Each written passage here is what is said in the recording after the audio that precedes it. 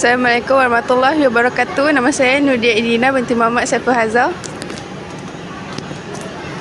Nama saya Syamil Zain bin Syamsul Zakri.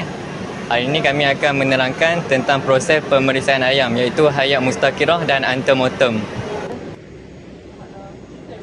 Seterusnya di sini tempat proses pemeriksaan ayam.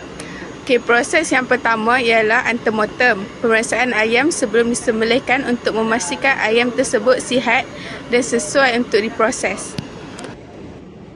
Perkara yang diperiksa pada ayam ialah keadaan fizikal ayam, di mana pemeriksaan fizikal dilakukan untuk memastikan ayam tidak mengalami sebarang kecederaan seperti luka, patah, kecacatan anggota badan atau keadaan yang terlalu lemah.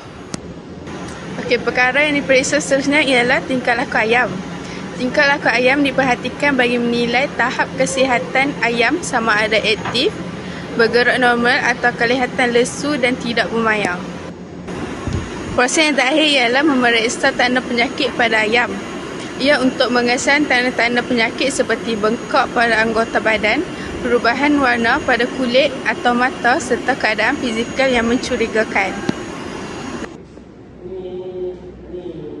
Proses pemeriksaan ayam yang kedua ialah hayat mustakirah, iaitu keadaan di mana ayam masih mempunyai tanda kehidupan yang jelas sebelum disembelih.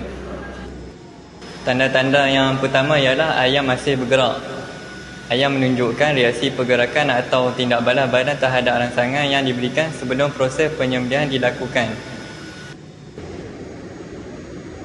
Yang kedua, jantung masih berdegup. Memegang atau menyentuh bahagian dada ayam untuk merasakan degupan jantung. Degupan yang masih dapat dirasai menunjukkan ayam masih hidup dan mempunyai tanda kehidupan yang jelas. Yang ketiga, darah mengalir semasa penyembelihan. Darah mengalir keluar semasa penyembelihan menunjukkan proses sembelihan dilakukan dengan sempurna. Kesimpulannya, pemeriksaan antemortem dan hayat mustakirah memainkan peranan penting dalam memastikan ayam yang diproses adalah sihat, selamat dan mematuhi syariat Islam. Proses ini juga membantu menjamin kualiti daging yang baik untuk pengguna. Sekian, terima kasih.